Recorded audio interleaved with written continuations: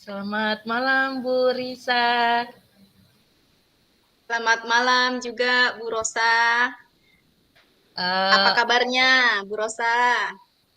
Baik Bu Risa. Baru bagaimana dengan kabarnya Ibu Risa sendiri?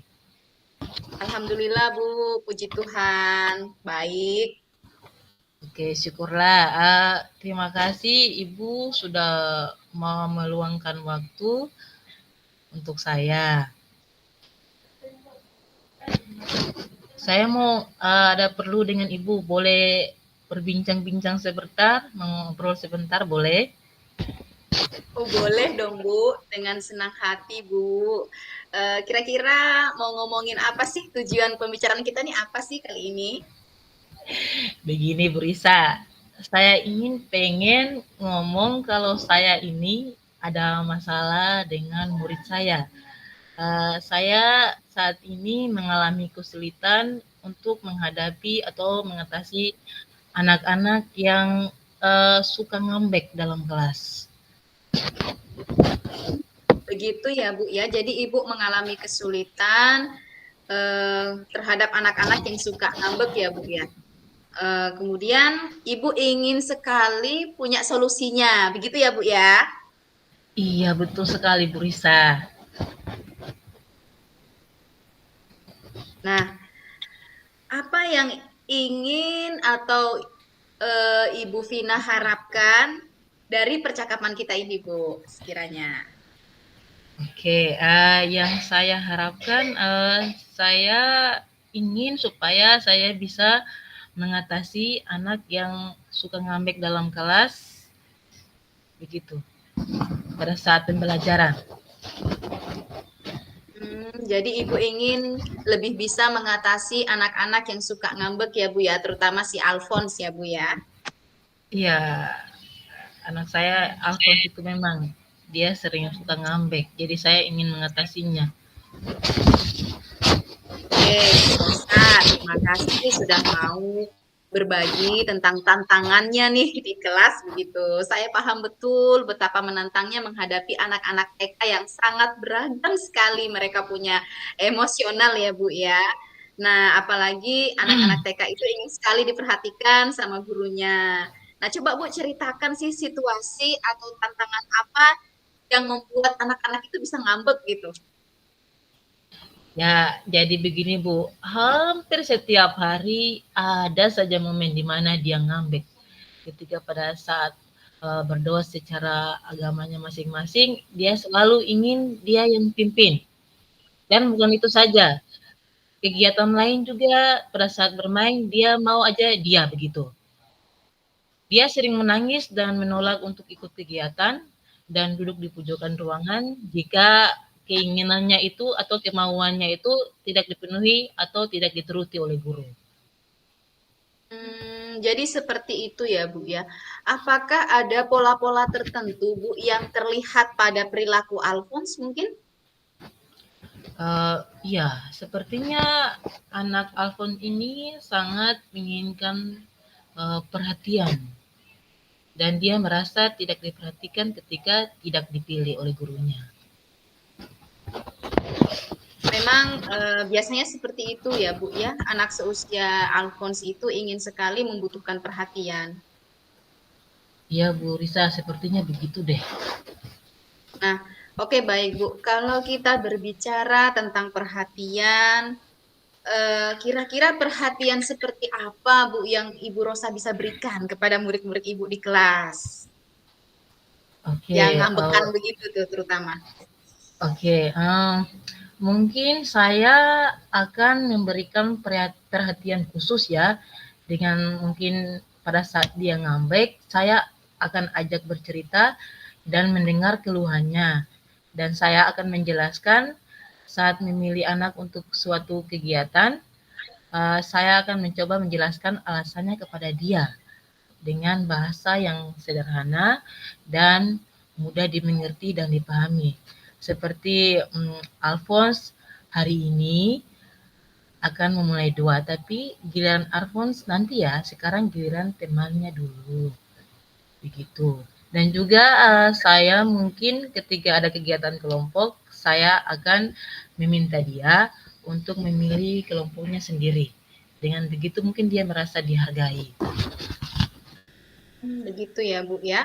Tadi Ibu mencoba ingin menerapkan memberikan perhatian khusus dengan diajak bercerita, kemudian Ibu mendengar keluhannya, tetapi pastinya ada tantangan atau hambatan yang pastinya Ibu akan temui. Nah, kira-kira apa sih gangguan atau hambatan itu? Nah, itu dia. Selalu saja ada hambatannya juga. Hambatannya seperti ketika dia lagi ngambek, dan ketika saya dekati dia, dia hanya diam dan tidak mau berbicara. Itu hambatannya. Kalau begitu, adakah langkah atau peluang-peluang yang Ibu bisa ambil untuk mengatasi anak yang tidak mau mengungkapkan perasaannya atau tidak mau diajak bicara?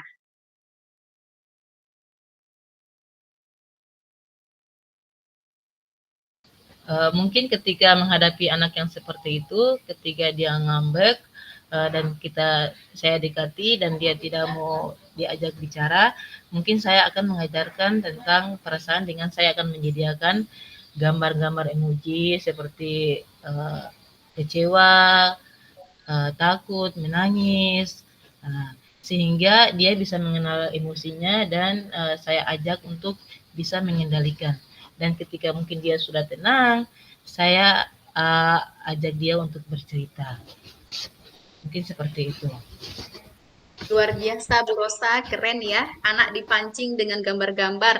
Tetapi ketika anak sudah mau mengikuti ya, eh, kira-kira anak itu bisa nggak memahami tentang maksudnya Bu Rosa gitu? Ya, saya berharap anak-anak itu bisa memahami dan ketika saya tenangkan dan dia ketika mau diajak untuk kembali mengikuti kegiatan, saya akan memberikan pujian kepadanya karena dia sudah berani untuk mengambil keputusan untuk kembali mengikuti kegiatan dan bisa menerima jika teman lain yang dipilih. Luar biasa, Bu. Tadi dipancing dengan gambar, kemudian diberikan apresiasi sehingga anak itu merasa dia diperhatikan dan akhirnya dia mau ngomong juga ya, Bu ya. Tapi kapan nih, Bu, mau diterapkan langkah-langkah itu tadi, rencana-rencana Ibu Rosa tadi? Oke, saya mungkin akan menerapkan mulai besok dan pada saat kegiatan belajar mengajar ketika dia akan mulai ngambek akan saya gunakan cara atau strategi seperti tadi. Tentunya dalam pelaksanaannya tadi Ibu menjumpai hambatan, kemudian ada solusi untuk mengatasi hambatan itu ya Bu ya. Nah Ya, pastinya kira-kira dalam proses KBM nanti nih siapa yang bisa membantu Ibu untuk mengatasi anak-anak yang ngambek tadi di kelas? uh, bisa di dalam kelas itu kan saya ada rekan sejawat saya juga, jadi ketika pada saat ngambek kan begitu, saya bisa meminta rekan sejawat saya untuk membantu saya dengan dia mengatasi anak yang lain, saya bisa mengatasi anak yang ngambek itu. Dan jika pada saat dalam kegiatan guru atau teman rekan saya tidak ada, saya bisa meminta bantuan anak-anak lain untuk tenang dulu supaya saya bisa mengatasi dulu anak yang ngambek tadi itu. Mungkin seperti itu. Luar biasa berusaha berarti ada kolaborasi ya Bu ya dengan rekan sejawat. Keren nih. Ya, Bu. Solusinya tadi penerapannya nantinya ke depan ya Bu ya. Nggak terasa kita sudah di akhir pembicaraan ya Bu ya. Dan kira-kira kapan nih nanti saya akan dapat eh, rencana tindak lanjutnya, kemudian hasil observasinya seperti apa dalam di kelas nanti ya Bu ya. Jangan lupa untuk dievaluasi. Oke, siap, Bu. Nanti akan saya hubungi lagi jika sudah selesai. Terima kasih, Ibu, atas bantuannya hari ini. Saya sangat mendapatkan solusi Terima kasih Bu Risa sudah sangat membantu saya. Sama-sama Bu Rosafina, senang sekali bisa menjadi apa ya tempat untuk mencurahkan segala perasaan maupun permasalahan. Terima kasih juga. Iya, Dah. sampai jumpa lagi. Ya, Bu.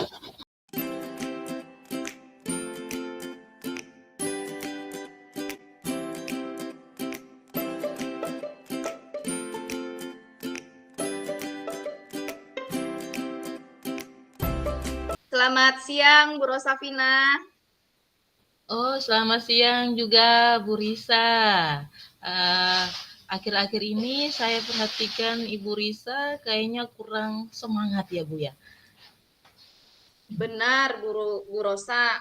Boleh nggak saya minta waktunya Ibu? Saya ingin cerita tentang masalah dalam pembelajaran saya, Bu, di akhir-akhir ini. Kebetulan menyangkut anak-anak kelas 8C. Bisa ya, Bu ya? Oh, bisa Ibu. Oke, silakan. Tidak apa-apa. Sebelumnya saya mau mengajak Ibu untuk rileks dulu. Boleh? Boleh, Oke. Bu. Saya nampak stres juga menghadapi anak-anak hari ini. Oke, Ibu duduk dengan baik, terus tutup matanya, terus tarik napas dalam-dalam, terus Ibu pikirkan nih, apa hal-hal yang menyenangkan. Oke, kalau sudah, silakan Ibu buka matanya kembali. Oke, sekarang bagaimana perasaan Ibu saat ini? Terima kasih, Bu Rosa. Saya merasa sedikit lebih tenang dan enakan seperti itu, Bu. Oke, kita Saya lanjut memang ya. perlu, ya Bu, saya memang perlu eh, teman untuk diskusi, begitu Bu, untuk membicarakan permasalahan saya. Begitu, terima kasih. Sebelumnya Ibu Rosa sudah bersedia untuk meluangkan waktu buat saya ya Bu ya. Oke, sama-sama Bu. Oke, jadi apa nih yang bisa saya bantu, Bu Risa? Saya ingin berdiskusi Bu tentang murid-murid saya di kelas 8C agar saya bisa mendapatkan solusi atau pemecahan masalah yang saya sedang hadapi akhir-akhir ini, Bu. Oke, jadi Ibu mengalami masalah dengan anak-anak kelas 8C ya. Oke, coba Ibu ceritakan, saya ingin tahu beban pikiran apa yang em, yang dirasakan oleh Ibu. Saya merasa akhir-akhir ini dalam pembelajaran saya di kelas 8C itu anak-anaknya tidak antusias dalam berdiskusi. Kelihatan pasif seperti itu. Oh, jadi anak-anak Ibu kelihatan pasif ya pada saat berdiskusi. Oke, mengapa? Apa yang membuat Ibu merasa banyak anak tidak aktif atau pasif itu tadi? Eh, Anak-anak di kelas 8C itu mereka ketika melakukan diskusi kelompok, mereka mengharapkan ketua kelompoknya atau temannya yang mereka rasa dianggap bisa, dan akhirnya mereka hanya menyalin tugas saja, Bu, tanpa ada usaha seperti itu, maupun diskusi ataupun mereka melakukan kajian-kajian literatur atau di internet sebagainya. Mereka kurang kurang aktif. Oke, oke begitu. Jadi apa target atau tujuan yang Ibu harapkan bisa dicapai setelah kita nanti ngobrol nih ya? Saya ingin dapat solusi yang tepat, Bu, agar semua murid itu mampu berdiskusi dan berpartisipasi secara aktif. Kemudian mereka mampu untuk mempresentasikannya dan menjadi penyimak yang aktif juga seperti itu. Artinya mereka mau untuk berpendapat begitu. Setelah teman kelompok lain itu melakukan presentasi. Oke, jadi Ibu maunya anak Ibu pada saat melakukan presentasi dalam kelompok mereka semua aktif ya? Oke, menurut Ibu, hal apa saja yang buat murid-murid Ibu kurang aktif dalam pembelajaran dengan metode diskusi kelompok? Menurut saya, mereka ada yang kurang percaya diri, ada juga yang takut Hmm, seperti itu. Dan bahkan mungkin hmm. pertanyaan-pertanyaan di dalam LKPD itu kurang menantang seperti itu sehingga mereka menganggap remeh dan mengandalkan sebagian temannya saja yang dikiranya bisa mengerjakan begitu. Oh, jadi ada yang takut, ada yang kurang percaya diri, bahkan ada yang meremehkan ya, Bu, ya? Oke, Ya, benar. kira-kira dalam satu kelompok biasanya terdiri dari berapa orang ya, Bu, ya? Saya membuat kelompoknya itu dalam satu kelompok ada 8 orang, Bu, 8 anggota. Oh, dalam satu kelompok itu ada 7 sampai 8 ya? Oke, Ya, eee, benar. menurut Ibu apakah itu sudah efektif? Menurut saya, awalnya itu saya berpikir bahwa itu sangat efektif. Hanya ternyata dalam pelaksanaannya itu tidak efektif, Bu. Jadi dalam satu kelompok itu misalnya 8 orang, itu hanya 2 orang yang aktif, sementara yang 6 orang ini hanya mengandalkan temannya yang 2 orang itu, seperti itu. Jadi kelihatan pasif lah, begitu. Oh, begitu. Jadi di antara 7 sampai 8 orang itu yang aktif cuma 2 orang. Oke, kira-kira apa saja yang dapat membuat murid Ibu antusias dan aktif dalam diskusi dan presentasi? Ya, menurut saya setiap kelompok itu harus ada pembagian tugas secara spesifik, Bu. Dan kemudian saya ingin mengurangi jumlah dari anggota kelompoknya agar lebih efektif begitu. Sehingga mereka juga merasa ada tanggung jawab dan tentunya saya ingin agar diskusinya itu lebih asik dan menyenangkan. Oke, jadi menurut Ibu harus lebih spesifik dan, mungkin kelompok yang 7 dan 8 tadi dikurangi ya, Bu, ya? Wah, saya sependapat dengan Ibu. Lalu menurut pendapat Ibu mengenai tugas-tugas yang diberikan kepada kelompok, apa penyebab penyimak presentasi itu tidak antusias untuk, bertanya jawab atau berpendapat? Yang saya lihat berdasarkan hasil observasi saya, Bu, pada saat pembelajaran kemarin dan tadi ini, ternyata si yang kelompok yang mempresentasikan itu lebih seperti tidak berekspresi dan hanya sekedar membaca, sehingga yang menyimak pun merasa bahwa tidak tertantang, tidak menarik, dan ketika ada teman yang bertanya juga pertanyaannya homogen. Jadi pas ketika ditanya ya sama-sama gitu aja. Jadi tidak merasa ada diskusi yang interaktif seperti itu. Oh, jadi pada saat, presentasi atau tanya jawab bersifat homogen, dan pendapat juga tanpa ekspresi, terus, jadi sangat membosankan ya, Bu? Iya benar, Bu. Intinya, perlu perbaikan dalam pengorganisasian kelompok dan diferensiasi hasil diskusi, serta cara menanggapi presentasi yang disimak, Bu. Iya benar, Bu. Lalu, apa alternatif perubahan yang sekiranya Ibu lakukan, sebagai langkah perbaikan dalam pengorganisasian kelompok dan diferensiasi hasil diskusi, serta cara menanggapi presentasi yang disimak tersebut? Hal yang saya akan lakukan, yang pertama, saya akan memecah kelompok itu menjadi lebih kecil lagi agar pembagian tugasnya itu lebih efektif. Yang kedua, saya akan melakukan penerapan pembelajaran berdiferensiasi, Bu. Tentunya berkaitan dengan diferensiasi konten, menggunakan berbagai media seperti video, gambar-gambar, sehingga dalam penyampaian tujuan pembelajaran saya itu lebih efektif. Kemudian untuk diferensiasi prosesnya, saya akan membuat tugas berjenjang juga sesuai dengan kemampuan atau tingkat kompleksitas dari materi sehingga pertanyaan itu tuh menjadi lebih tertantang bagi murid.